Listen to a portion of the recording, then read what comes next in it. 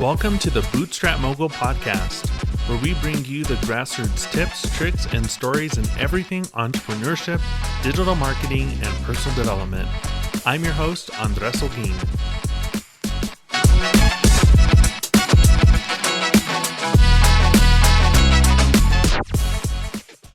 Today, we're diving into a topic that's been buzzing around the entrepreneurial world for some time: becoming an influencer in your industry. Now hold up, I know what you're thinking. Influencer, isn't that just for Instagram models and TikTok dancers? No, my friend, it's far more than that. In the world of business, being an influencer means becoming a thought leader, a voice that matters and a force to be reckoned with. It means influencing the trajectory of your industry, setting trends, and leading the way for others. It's a strategic move that can really help to propel your business to new heights. But like everything worthwhile, it doesn't come easy. It requires commitment, it requires authenticity, and most importantly, it requires a unique voice. Now let's get this straight. Being an influencer is not about fame or vanity. It's about creating value, sparking those conversations, and driving change. It's about utilizing your unique perspective to make a significant impact on your industry. It's about transforming from a follower to a leader, from a consumer to a creator, and from a spectator to a player. Now, your journey to become an industry influencer starts with recognizing the value that you bring to the table. What's your unique value proposition? What do you know that others don't? And how can you provide insights that others can't? These are the questions that will guide you as you carve out your path to influence. But let's not just stop there. We're not here just to paint a pretty picture. We're here to give you the blueprint. I'm here to give you the steps, the strategy, and the game plan. So let's segue into the real meat and potatoes of this episode, which is the 5 steps to becoming an influencer. These steps, my friends, are the pillars of influence. They are the foundation upon which you can build your empire or impact. Are you ready? Because we're about to take a deep dive. Let's jump right into it. This episode is brought to you by Income Multiplier, the game-changing program that's helping individuals just like you transform their financial futures. Are you a small business owner, a 9-to-5 employee, or just someone looking to create additional income streams? Do you want more financial stability and flexibility in your life? If you've answered yes, then Income Multiplier is the perfect solution for you. Income Multiplier is a comprehensive course designed to teach you how to identify, create, and scale multiple income streams that are tailored to your unique skills and passions. Now, by the end of the program, you will be able to identify lucrative income stream opportunities that align with your strengths and interests, develop a plan to build and grow your new income streams, master essential marketing techniques to attract customers and increase revenue, and balance and manage your new ventures without getting overwhelmed. And here's the best part. As a special offer for our podcast listeners, you can start your journey to financial freedom for just $9. That's right, for a limited time, you can unlock the full potential of Income Multiplier at an unbeatable price. So what are you waiting for? It's time to take control of your financial future and break free from the constraints of your current situation. To get started with Income Multiplier, simply visit the link in the description or the show notes. Don't miss out on this incredible opportunity. Enroll in Income Multiplier today and transform your life for the better. Now, here are the 5 steps to becoming an influencer. First, you want to niche down and focus. Now, no matter what business you're in, you can learn a lot about becoming an authority figure in your field from NFL draft expert Mel Kiper Jr. If you don't care for football or even sports in general, the following story illustrates how anyone can go from a quote, nobody to the global leader in a targeted market in a very short period of time. In the late 1970s in Baltimore, Maryland, Mel Kiper Jr. was a teenager who loved the National Football League, or the NFL. The NFL is the largest professional football organization in the world. Kuiper wrote player evaluation charts showing what college football players he thought would be a good fit for the NFL. The problem was he was a total unknown and no one took him seriously. So while attending school at Essex Community College in Baltimore in 1981, the young entrepreneur nevertheless started Kuiper Enterprises, calling it an NFL talent evaluation business. When anyone asked him his name, he would say Mel Kiper, NFL draft expert. The NFL draft is the process by which teams select college football athletes to play for their franchises. Now, at that time, there was no such thing as an NFL draft expert. Very few people paid attention to the draft, especially or except if you were personally associated with college football or NFL teams.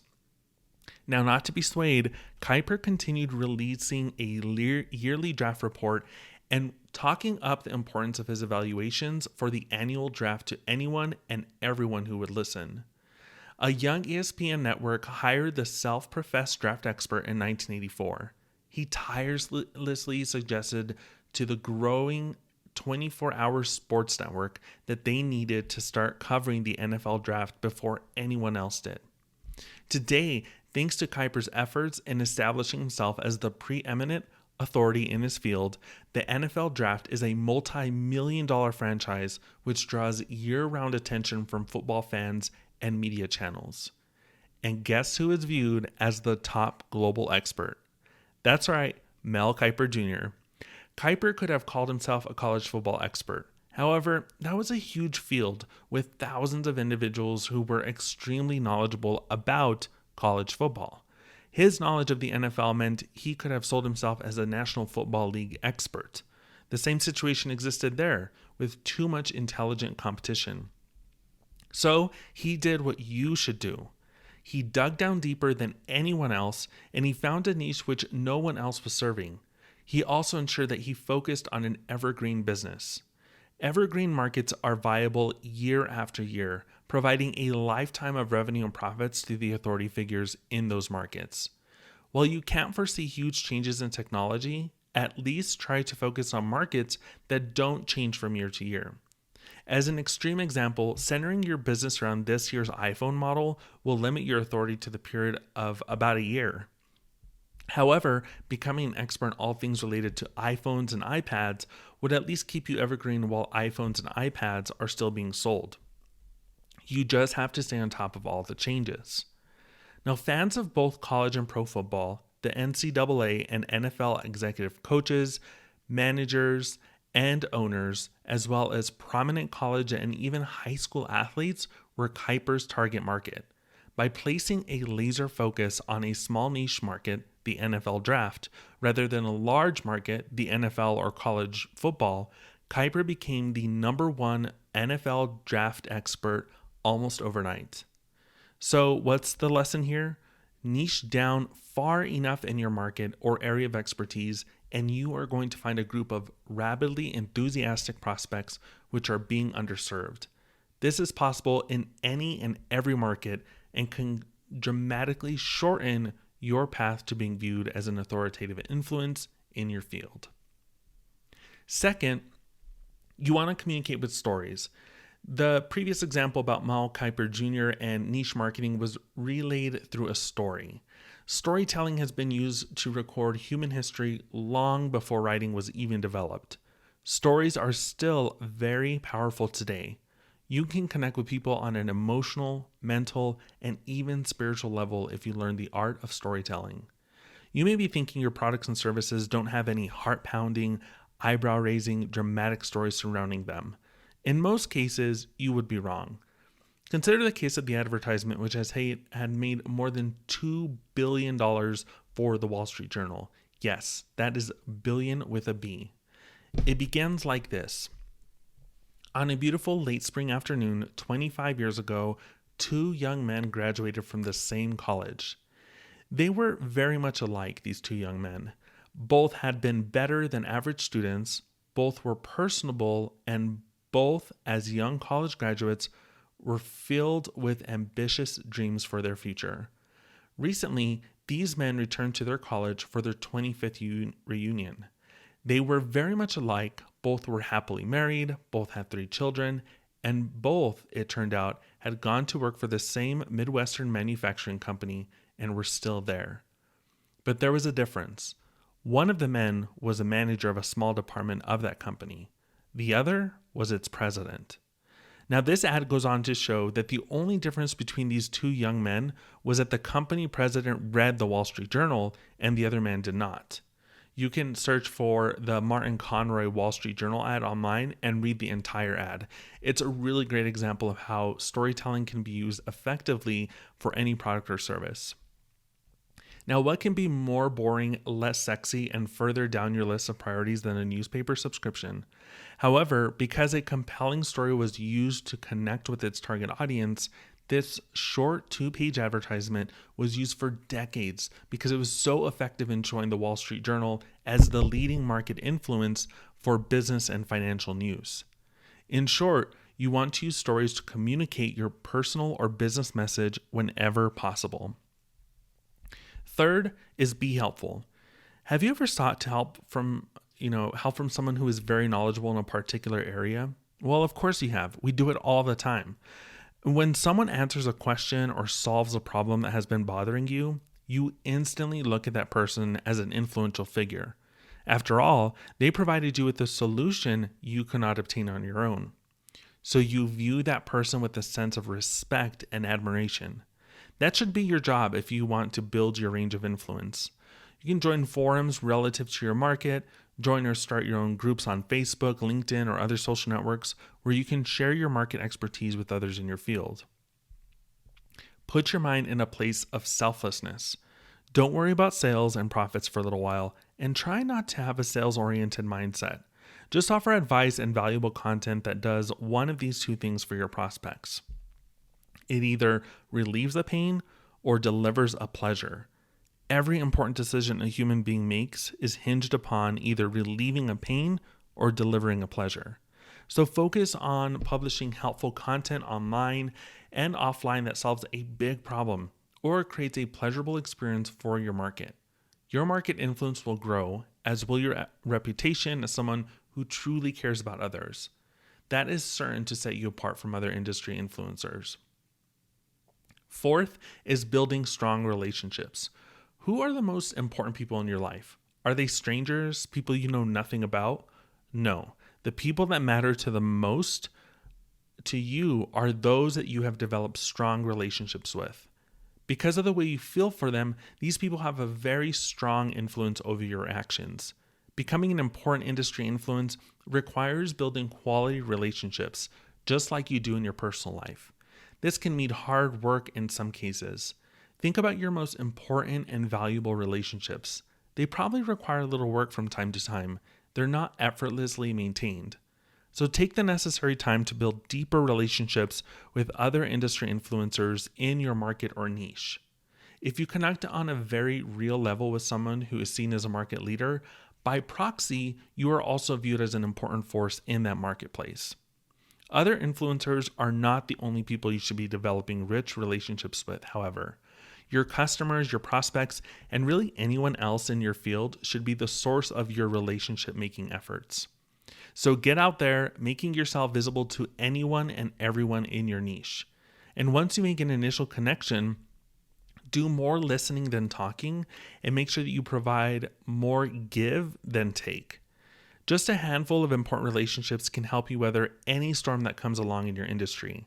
These relationships are often a great source of business partnerships, which can then further the influence of both parties in your market. And number 5, take a minute and think about the people you consider authorities and leaders. You undoubtedly think of those people as knowledgeable experts no matter what field they're in. This is how you must strive to be viewed in order to effectively paint a picture of yourself as a market influence. Now, true leaders never stop learning. They thirst for knowledge and information concerning their field of endeavor.